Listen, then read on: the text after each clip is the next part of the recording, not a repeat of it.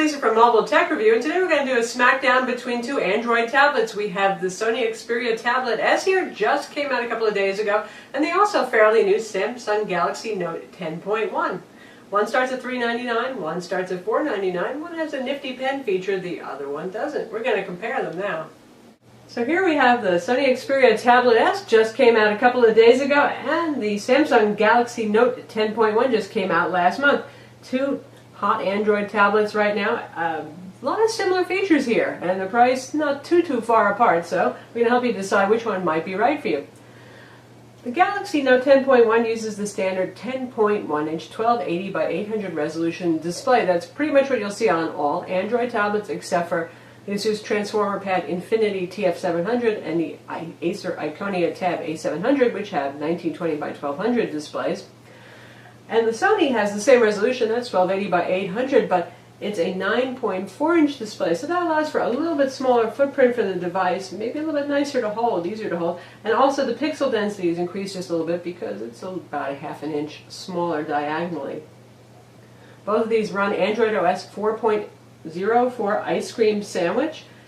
They have a gig of RAM, and they're available with 16 or 32 gigs of storage, and the Sony's also available with 64 gigs of storage if you want. Both have expansion slots. The Sony has a full-size SD card slot, and the Samsung goes with a more common micro SD card slot. If you want HDMI out or USB host capabilities, both of these require that you buy dongle adapters that run about $20 for the USB host and about $40 for HDMI, and they use a proprietary connector for that connection. The Sony starts at $399 for the 16 gig versus $499 for the Samsung. Why does the Samsung cost more? Because it has the Wacom digitizer and active digital pen. If there's some kind of more expensive fancy-dancy add-on feature, you'll see a difference in price. I.e., the full HD tablets cost about $100 more than their non-HD equivalents, and this guy here, because of the pen feature, costs $100 more. And we'll discuss the pen feature a bit. If you want to learn all about it, though, be sure to watch our video review of the Galaxy Note 10.1 and read our written review as well. Sony doesn't have any fancy features like that, hence the $399 price point, which is the same as the Asus Transformer TF300. That's the 1280 by 800 version of Asus's Android tablet. But it does have a lot of good custom software, and that's something that I've liked about the original Sony tablet and this one. Plus, we have a very nice design here. The original Sony tablet, as I mentioned in our full video review of this tablet, was kind of thick at the top. They did the magazine wedge look on it, and that top wedge was fairly thick. Now, a year later, component miniaturization marches forward, and so they can make things thinner. Plus, I think they just figured out, well, we can make it thinner by not making that magazine flap so big. So from the front, it's a nice, attractive-looking tablet.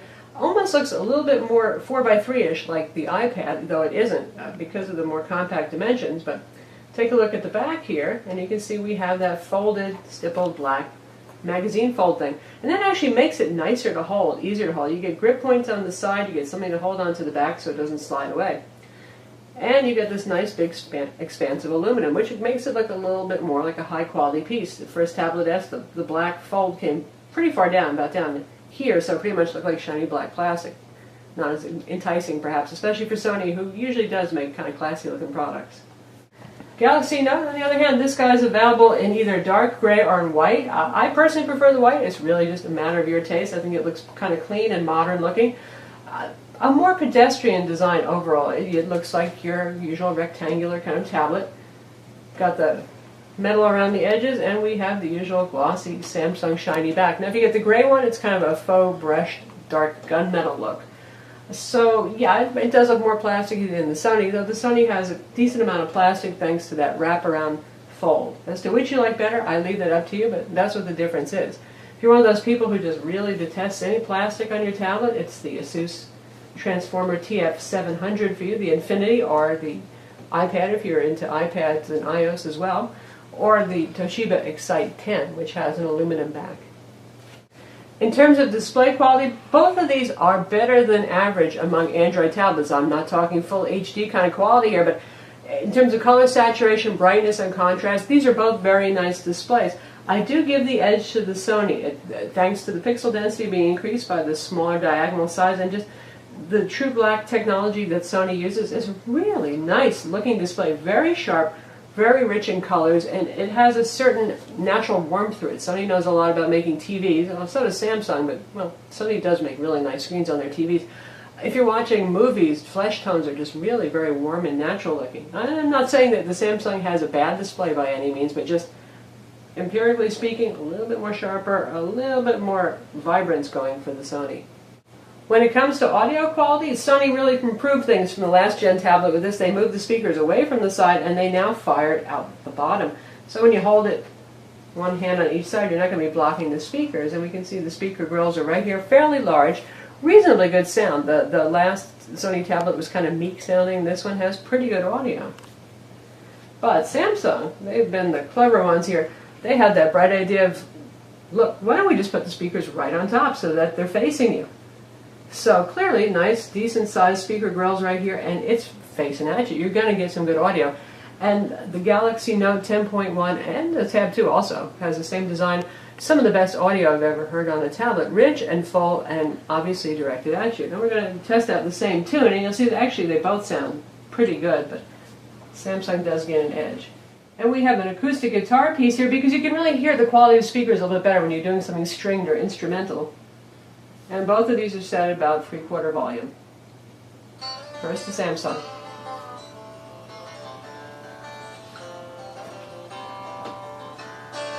You can see we'll bring the volume up a little bit more. So that's really very nice sounding. Often with tablet speakers, I just really don't enjoy listening to music on them because they're so tinny. And now we're going to try the same thing on the Sony.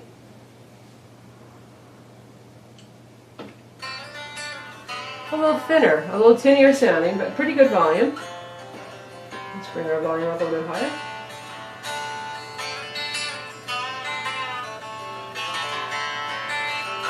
So certainly loud, not as full sounding, but not too bad either for a tablet. How about performance and horsepower?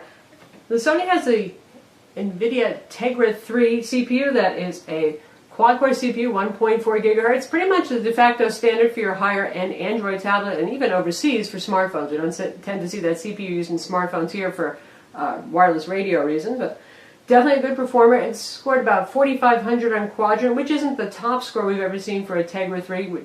That would be around 5,000 or so, but it's still quite good. Now Samsung, they really win here. You've got the quad-core Exynos CPU that Samsung makes here with Mali 400 graphics. Wickedly fast, highest scoring device so far among Android devices that we've tested, easily scores about 900 points higher on Quadrant than the Sony does. Yow. Now, also, it scores incredibly high on the Sunspider JavaScript rendering test, so that's also something important to keep in mind too. The Sony is pretty much average, is around 1900 versus around 1200 for the Samsung. But one important thing to keep in mind here, these are both overkill, okay? These tablets are smarter than you, they're smarter than me. They can do a heck of a lot of calculations per millisecond. Do you really need all that CPU power? Most of the time, no, you really don't. Even today's demanding 3D games, most of the time, you can still play those even on a Tegra 2, to be honest with you. So I wouldn't get too obsessed about that, but if you're really forward-looking, if you're a spec geek, then certainly the Samsung is going to float your boat there. And while the Samsung can play Tegra's own games, because most of those are actually ported to run on all sorts of ARM-compatible CPUs, you don't get the Tegra 3 optimized versions that get you a little bit extra sharpness in some games, some more visual effects, particularly water splashing on the screen. Whereas you will get that with the Sony, with the Tegra 3, because, well, it's Tegra 3 optimized compatible. We should be seeing PlayStation games coming along for this because, well, Sony does make PlayStation certified products. Right now, there is no PlayStation app preloaded on here to shop for those. We're hoping that that will come along. When it comes to web browsing, both of these come with the Android default WebKit web browser, which is perfectly capable. And you can download Chrome, you can download Firefox, Dolphin, whatever you want. We're just going to do a little speed comparison here. We're on our own site, Mobile Tech Review, and we're going to load the same page on both. And this page is not on the cache of either of these devices, so we should have a fair test right there.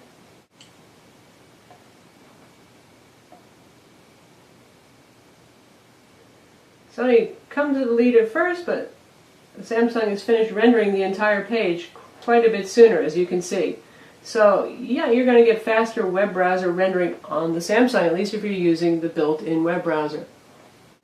In terms of stability, I give the edge to the Samsung right now. One of the most stable Android tablets on the market. Certainly, I hate to say it beats out the Asus Transformer line of tablets, but they are not the kings of stability. They're good at many things, not that. The Sony has been very good, but there's one thing that I've noticed, and this may be fixed with firmware. This happened with the last gen Sony tablet too. There were a couple of quirks, and they updated the firmware and fixed those. But if the tablet's been asleep for a while, and I don't mean days, I mean hours, it turns the Wi-Fi off, which was kind of like an old-fashioned honeycomb OS 3.2 way of handling power management. And when it does that, applications that depend on doing background updates when the tablet is sleeping can get kind of bent out of shape, particularly Sony's own social networking application, which crashes routinely. It doesn't bring the whole tablet down, it's messed up there, but you'll just see a little dialogue that says social life crashed. And then you hit OK, and then it relaunches itself. And the same thing will happen, rinse and repeat, every time Wi-Fi shuts off. And there is no setting actually on the Sony to change that Wi-Fi off when sleeping behavior. So there's that. My only complaint right now with the Sony in terms of stability. When it comes to battery life, the Samsung is just an Energizer bunny. Runs. It goes easily 10 hours on a charge with mixed use. If you're going to just sit there and stream movies, it's going to take up more power than if you're doing a mix of web browsing, maybe working on some documents, reading your email, watching a couple of locally stored videos, and some streaming video. But on average, I'm seeing 10 hours. Sony's a little bit smaller. There is less room for a battery here, and right now I'm seeing more like 8.5. We're still doing tests on the Sony, but it looks like it's going to shake down that way. Now when it comes to camera, I'm wearing the camera application for each of these guys, not looking at anything too terribly exciting. We'll move Diablo down here so we have a little something to look at. Upside down, right side up, sideways.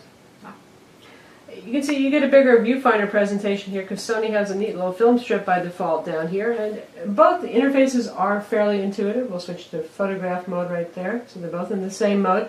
And you've got your control strip right here, and that's customizable on the Samsung, and they both have a good amount of features. Now, other than the difference in presentation of the viewfinder, what's important here is that the Sony is 8 megapixel and the Samsung is 5 megapixel. And megapixels aren't always the most meaningful thing because you can have a pretty crappy high megapixel camera and a really good lower megapixel camera. Samsung makes competent cameras. That's a competent camera. It's not a stunning camera. Sony has been doing amazing things in Sony Ericsson with imaging in mobile devices for quite some time. This is an excellent camera in the Sony Xperia tablet. Shoots 1080p video versus 720p on the Samsung. Beyond that, really sharp photos that are beautiful to look at, pleasing video that's not jerky, that's not blocky, anything like that. So other than, I'm not going to make jokes about walking around taking pictures with your tablet and how goofy that might look, because let's face it, we all use whatever is handy when we need to take a picture or shoot a video, and I would choose the Sony any day for that. When it comes to being able to play video, including 1080p video, they're both very competent, more than enough power to handle that. And again, both of them will require an HDMI out if you want to watch 1080p video on a monitor or HD TV. Now, the next thing that's up is the pen.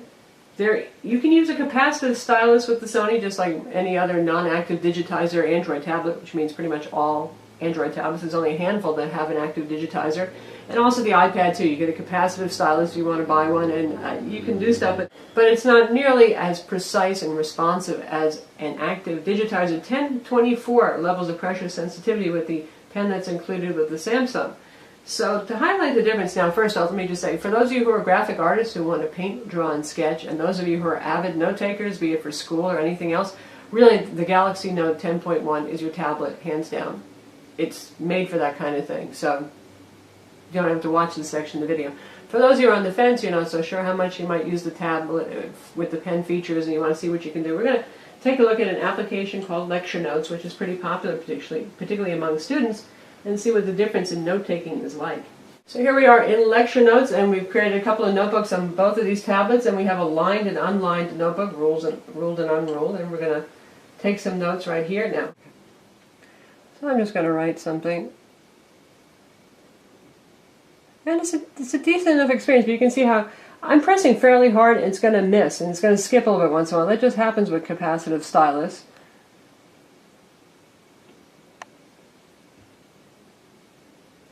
And now I'm pressing fairly hard to compensate, and it gets the job done. It's okay. It's not so beautiful to look at, but it's adequate. Now we're going to look at the Samsung Galaxy Note 10.1. So here first we pull out the pen, and there's a built-in holder here, and it has a little sensor, so it actually knows when I've taken the pen out, and I can launch all these Penaware applications, but in this case we want to use the same application on both, so we're going to stick with the Notes application here. And I have not turned on lines for this one, but that just does not really matter. And this is just very smooth. It's never going to skip a beat and miss anything that I'm writing. And where it becomes even more important, again, is for you graphic artist types. This supports pressure sensitivity, so fat line, thin line. And if we take a look at Samsung's custom applications right here, and we will just launch S Note.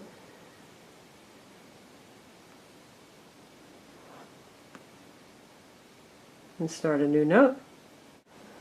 And here we are with palm rejection. That means if I'm laying my hand on the screen while I'm writing, something that you won't get with a capacitive stylus, it doesn't even matter. It's still just going to take my input.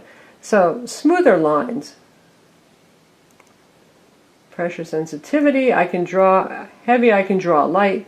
Just very smooth in general. And again, I can rest my hand on here. And the Galaxy Note also supports handwriting recognition inside of S Note, and it does formula recognition too. And you can actually switch your input keyboards. Say we're just going to be typing something here, and you're just not really thrilled with typing that on-screen keyboard.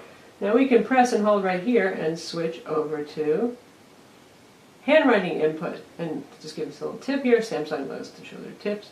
So we can actually use this right here, and it works pretty well, pretty accurately.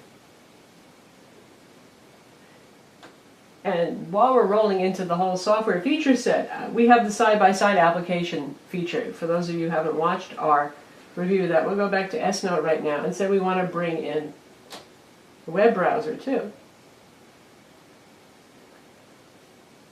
More tips, go away. And so now we can take notes while we're looking at the review of this product over here.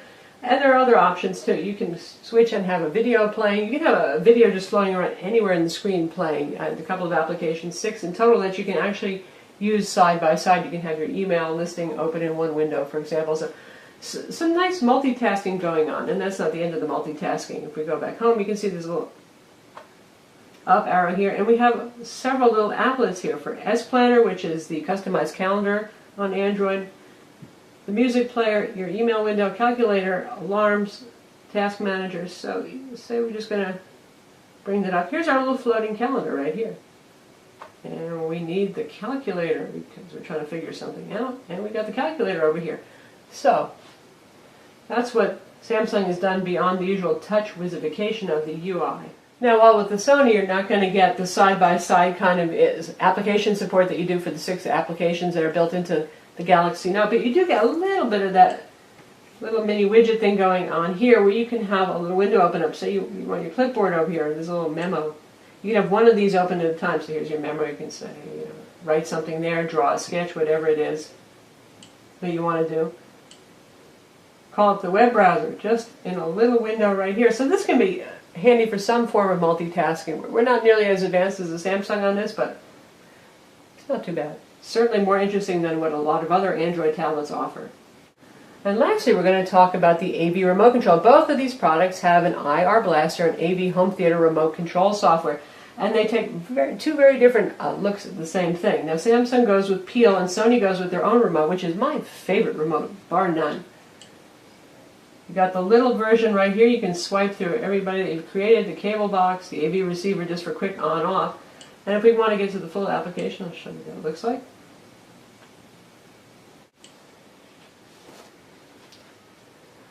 Starts you out in this view, and this is all the AV gear that we've set up for a particular room. And when you see these remotes, boy, if you're a remote geek, you're just going to die. Check that out. And you've got several screens of buttons here. So unlike most abbreviated remotes that you see on Android tablets or even some of the software remotes that you see on iOS, if you buy, say, a separate AV blaster that you can stick into the port on your iPhone or iPad, this is, wow, this is just everything that you could possibly want to do. Notably absent, however, is your TV content. Sure, you can use TV Guide or something like that, but there's no integration with the remote. So that's why Sony has a downloadable application, and when you use it, they actually tell you should go ahead and download this. It's free, and that's called Watch Now. So Watch Now is very content-centric, and it integrates with remote control. So this is going to start marching along and show me as a timeline what's on now, what it thinks is most exciting, anything that I've favorited. So we're interested in that.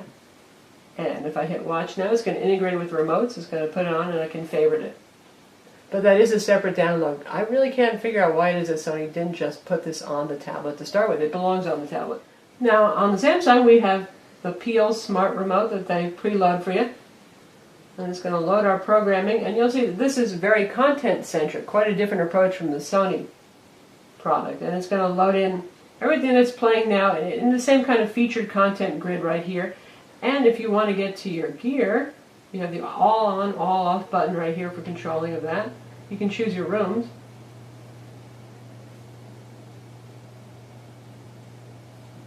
Say watching TV, I just turn that on, it's going to turn the TV on. And over here we have the swipeable, very abbreviated remote to control the TV. So not nearly as impressive as Sony in terms of, again, if you're that AV remote geek and you really want all those buttons, and God knows today's complex TVs and AV receivers particularly, you need a lot of those buttons. It impresses me. Now one more point, in terms of file management, I'm mentioning this particularly because when Sony first came out with the Tablet S running Honeycomb, they only allowed file transfer from USB flash drives and from your SD card.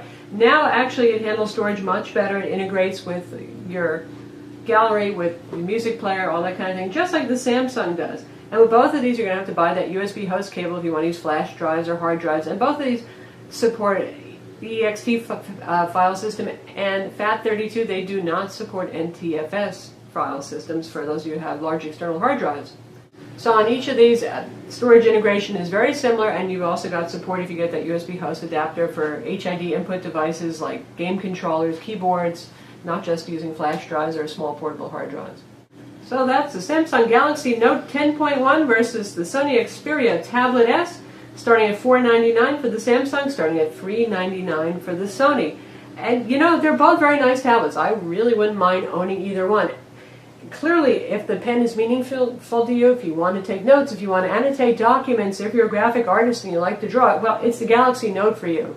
If none of those things are important to you, well, then the Sony can start to make a lot of sense. I really like the slightly more portable form factor. It's quite ergonomic. It feels a bit more natural when you're holding it for reading. That magazine, book cover design kind of thing really works.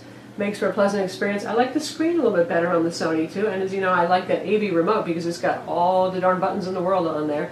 Really makes controlling your AV gear easy. Samsung fights back with very fast performance. Right now it is the fastest Android tablet on the block, and it gets the edge for the speakers too. They're a little more full and rich, though the speakers on the Sony are by no means poor as tablets go. They're pretty good, but just a little thinner, a little tinnier sounding. Both of them have very good quality audio out through the headphones. I'm Lisa from Mobile Tech Review. Be sure to watch our video review of each of these tablets, read our written reviews, and don't forget to subscribe to our YouTube channel.